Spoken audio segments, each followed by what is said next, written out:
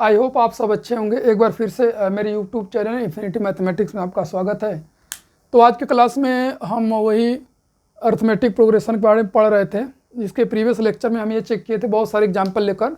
ये example last वाला लिखा हुआ है कि एक सीक्वेंस दिया तो वो एपी में होगा कि नहीं होगा। अगर होगा तो उसका जनरल टर्म लिखिए, जनरल रूल लिखिए, वो भी मैंने आपको बताया था। तो आज के इस क्लास में कुछ और एग्जाम्पल लेंगे जो कि थोड़ा सा डिफ़िकल्ट होंगे, जिससे आपकी क्लैरिटी और भी अच्छे से हो जाए एपी में। तो चलिए चला स्टार्ट करते हैं आज का क्लास जो है। तो कुछ रूट्स वाले भी हम यहाँ पे क्वेश्चंस लेंगे, ठीक है। जैसे पहला क्वेश्चन है आपका, ऐसे दिया हुआ a, 2a, 3a, 4a, 5a, इस तरीके से दिया हुआ। एक एनी रियल नंबर, ए आपका क्या है, A any real and A not is equal to 0। A हमारा कांस्टेंट है जो कि फिक्स नहीं है और उसकी वैल्यू 0 के बराबर नहीं। अगर 0 लेंगे तो पूरा 0 हो जाएगा। तो वहीं आपका फिर से start t1 is equal to a, t2 is equal to second term कितना आ जाएगा 2a, और t3 इज इक्वल टू कितना आ जाएगा 3a, और t4 आपका कितना आ जाएगा 4a, ठीक है। फिर से वही काम आपका, फिर d1 is equal to t2 minus t1, यानी 2a minus a is equal to कितना आ जाएगा। अब आपको कंफ्यूज नहीं होना है, यहाँ आपको दिक्कत हो रहा है तो आप ऐसे लिख ले 2a माइनस 1a आप लिख ले, ठीक है। यहाँ पर सॉरी, यहाँ पर आपका 2a है और यहाँ पर 1a है। जब 2a को 1a में से माइनस करेंगे तो कितना आएगा आपका 1a आएगा, जिसको हम सिंपल से a लिख लेंगे। इसमें कंफ्यूज आपको नहीं होना, ठीक है। या हमने बताया भी था कि a को आप बाहर ले लें, 2 माइनस 1 दैट इज कितना हो जाएगा 2 मल्टीप्लाइड बाई 1 a हो जाएगा, ठीक है। ये सब सारे एग्जाम्पल हमने आपको समझाया था अच्छे से, जो है किसी न किसी उसमें समझाया होगा। तो d1 की वैल्यू आपकी कितनी हो गई, a आ गया, ठीक है। इन सिमिलर वे d2 की वैल्यू कैसे, t3 माइनस t2, तो क्या आएगा t3 आपका 3a है और ये कितना है 2a। तो देखिए वेरिएबल वाला पार्ट से में तो जो नंबर इसके लिखा हो उसको आप माइनस कर दे, 3 माइनस 2 कितना होगा 1 multiplied by a that is कितना हो जाएगा a।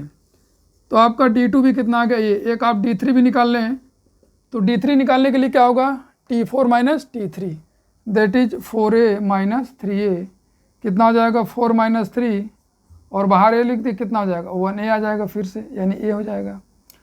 तो आपने यहाँ पर देखा कि बड़ा इक्वल आ रहा है, यानी d1 is equal to d2 is equal to d3, इस तरीके से आप आगे लिख देंगे। तो सिंस d1 d2 d3, तो ये क्या आ जाएगा यस, गिवन सीक्वेंस किस में, एपी में है। ये एपी में आप गया तो आपका इसका जनरल रूल आपको लिखना पड़ेगा। तो जनरल रूल के लिए क्या, वही tn इज इक्वल टू या an is equal to a plus n minus 1 into d. I think यहाँ पर जो पहला टर्म a ही है, तो इसको आप ऐसे लिख लीजिए, a कैपिटल A लिख लीजिए और यहाँ पर स्मॉल d रहने दीजिए। तो आपका कॉमन डिफरेंस कितना आ जाए, यहाँ पे सब में a आ रहा है ना, तो कॉमन डिफरेंस कितना हो गया आपका, d की वैल्यू कितनी हो गई 1। कॉमन का मतलब ये सभी में जो डिफरेंस आ रहा है सेम आ रहा है, तो उसी को हम कॉमन बोल रहे हैं, ठीक है, कॉमन डिफरेंस।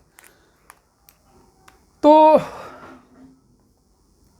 a की वैल्यू आपकी कितनी हो गई a प्लस n माइनस 1, ये तो ऐसे रखेंगे, और d की वैल्यू भी कितनी है a है, तो a प्लस a का मल्टीप्लाई करेंगे दोनों में तो an होगा, और 1 में करेंगे तो a, तो ये देखिए प्लस है और माइनस है, कैंसिल होकर कितना आ जाएगा n a हो जाएगा, ठीक है।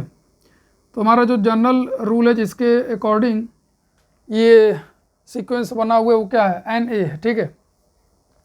यहाँ n की वैल्यू आप वहाँ रखेंगे, 2 रखेंगे, ऐसे करते करते आपको सीक्वेंस क्या होंगे सारे मिल जाएंगे, ठीक है। तो आई होप आपको समझ में आ गया होगा। तो अगर समझ में आ गया तो इसे आप नोट कर लें और फिर हम नेक्स्ट एग्जाम्पल की तरफ प्रोसीड करें। तो चलिए, आई होप आपने इसको नोट कर लिया होगा। तो नोट कर लिए तो फिर आगे हम चलते हैं। तो अभी देखिए जो नेक्स्ट एग्जाम्पल हमारा होने वाला है, कुछ उसमें जो है आपका स्क्वायर है, क्यूब, कुछ इस तरीके का आने वाला, ठीक है। तो एग्जाम्पल नंबर 2 आपका, चलिए जैसे रूट वाला ले लेते हैं, ठीक है। रूट में 2 कामा रूट में 8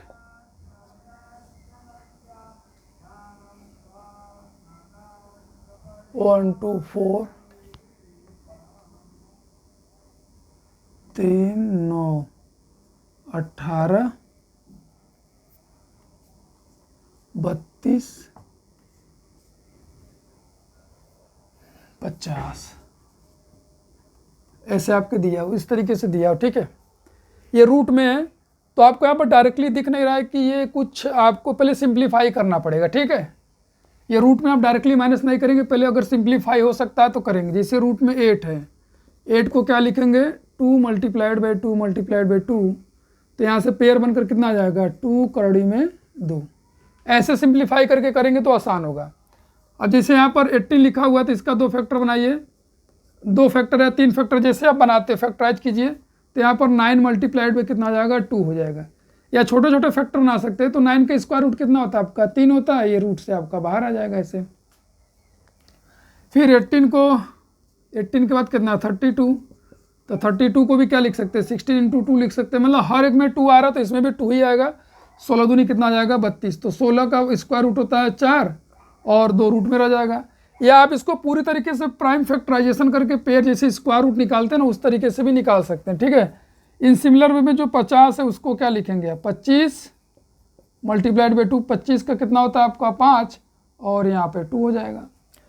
तो आपने यहाँ पर देखा, फिर से हम सीक्वेंस को, ये जो लिखा हुआ है सीक्वेंस, इसको कैसे रीराइट कर सकते हैं 2 रूट 2 3 रूट 2 और 4 रूट 2 और यहाँ पे 5 रूट 2 डॉट डॉट डॉट।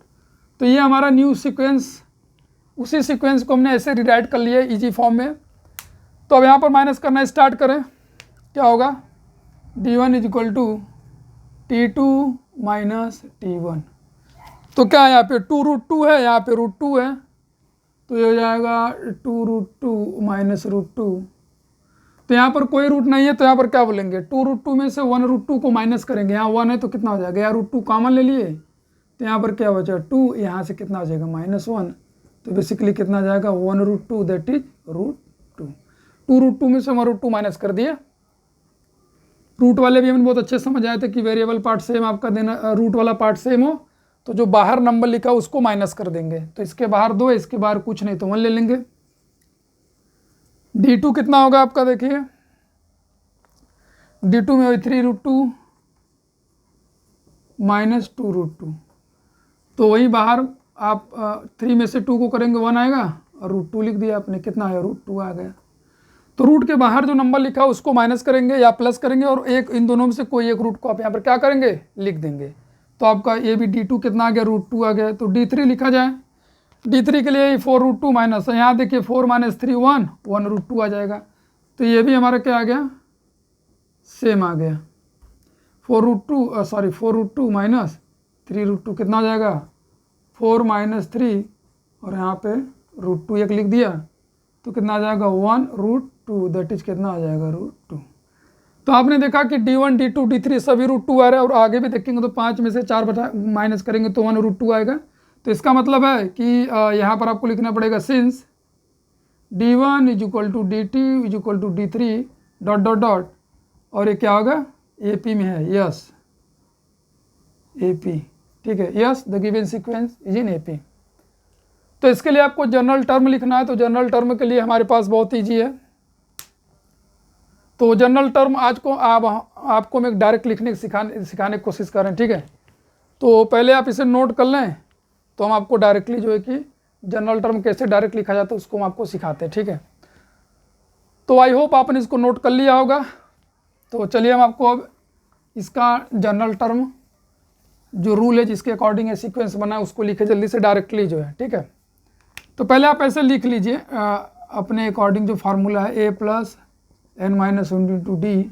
ए की वैल्यू आपकी कितनी है रूट 2 है प्लस n माइनस 1, डी की जगह पर क्या है बच्चों रूट 2 सब जगह आ रहा था, यहाँ पर कितना आ जाएगा रूट 2 हो जाएगा।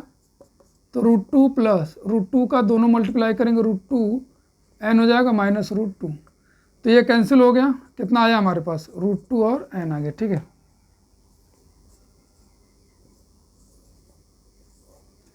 ये आपका यहाँ पे आ गया, ठीक।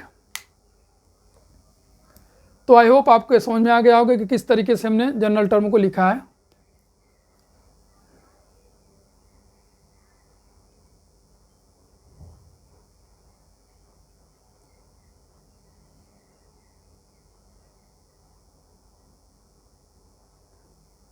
तो आई होप आपने इसको नोट कर लिया होगा।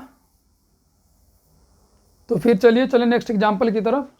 अभी हम डायरेक्ट आपको एनवा टर्म निकालना सिखाएंगे, ठीक है, अभी अगले क्लास में। जो अभी फिलहाल में नॉर्मल वे में सीख ले, उसके बाद फिर हम नेक्स्ट सिखाएंगे आपको।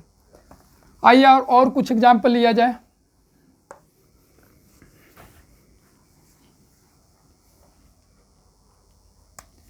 जैसे थर्ड एग्जाम्पल है कि 1 हो गया 1 का स्क्वायर, 2 का स्क्वायर, 3 का स्क्वायर, 4 का स्क्वायर, 5 का स्क्वायर, ऐसे डॉट डॉट डॉट। इस स्क्वायर में लिखा है तो पहले आप इसको नॉर्मल में कन्वर्ट कर ले। 1, 4, 9, 16 और 25 डॉट डॉट डॉट, ठीक। वैसे भी एपी में नहीं दिख रहा है, सिंपल से दम नहीं दिख रहा है कि d1 इज इक्वल टू क्या होगा 4 - 1, दैट इज कितना हो जाएगा। स्क्वायर क्यूब में तो ऐसे आप लिखेंगे, ठीक है, 4 - 1 3 आ जाएगा, और d2 क्या हो जाएगा 9 - 4 इज इक्वल टू क्या हो जाएगा आपका 5 हो जाएगा, और d3 जो है वो कितना हो जाएगा 16 - 9 इज इक्वल टू कितना हो जाएगा 7 हो जाएगा। तो ये आप देख रहे हैं डिफरेंस सेम नहीं है, तो क्या लिखेंगे d1 not is equal to d2 not is equal to d3 since hence not in AP, ऐसे डायरेक्टली। स्क्वायर क्यूब नंबरों को लिखा तो उसको पहले क्या करेंगे सिंप्लीफाई कर लेंगे, ऐसे करेंगे तो आसानी होगा, नहीं तो फिर वैसे आपको दिक्कतें आ सकती हैं, ठीक है बच्चों। चलिए इसी तरह अगर क्यूब में भी रहेगा तो क्यूब में भी क्या करेंगे, सबका क्यूब निकाल लेंगे, उसके बाद इस तरीके से कर लेंगे, वो भी आपका AP में नहीं आने वाला, ठीक है। फोर्थ एग्जाम्पल चला जाए। जैसे मान लीजिए कुछ इस तरीके से आ जाए,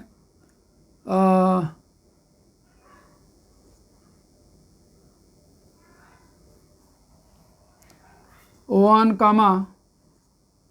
3 + √2,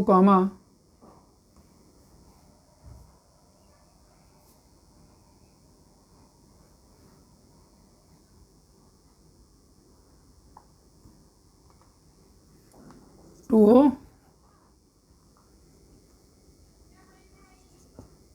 और यहाँ पर 3 + 2√2 हो, 3 + 3√2, इस तरीके से कैसे दिया, ठीक है, ऐसे रूट में भी हो और बाहर भी हो। तो स्टार्ट करते हैं T1 T2, यहाँ पर हम लिख देते हैं पहले, ये हमारा हो गया T1 बच्चों, ये होगा T2, और ये क्या हो गया। ऐसे एग्जाम में नहीं करना, आपको प्रॉपर वे में लिखना है, ठीक है, ये मैं अपने सुविधा के लिए इसलिए लिख रहा हूँ, ठीक। तो D1 कितना हो जाएगा आपका T2 - T1 दैट इज 3 + √2 और -√3। तो अब देखिए ये 3 को कैंसिल कर देंगे तो कितना आएगा आपका √2 आ जाएगा, ठीक है। इसी तरह D2 कितना हो जाएगा आपका T3 - T2, तो T3 हमारा कितना है 3 + 2√2 है, और ब्रैकेट में बना दिया क्योंकि यहाँ पे 2 टर्म है T2 में, तो 3 + √2, ये आपका क्या जाएगा 3 + 2√2 माइनस है तो अंदर के ब्रैकेट का साइन का जो भी अंदर उसका साइन चेंज हो जाएगा। तो ये देखिए इससे कैंसिल हो गया, तो क्या आएगा 2√2 माइनस यहाँ से भी √2 आ जाएगा, ठीक है। तो 2√2 में से 1√2, यहाँ पर क्या है 1√2 है तो कितना आ जाएगा 1√2 आएगा, √2 आ जाएगा, ठीक है। तो आप देख रहे हैं यहाँ पर D1 कितना आया √2 आया, D2 भी कितना आया आपका D1 भी, और सभी तो D1 और D2 ही आया हुआ ना, सॉरी। तो इस एग्जाम्पल थोड़ा सा रेज किया जाए यहाँ पर।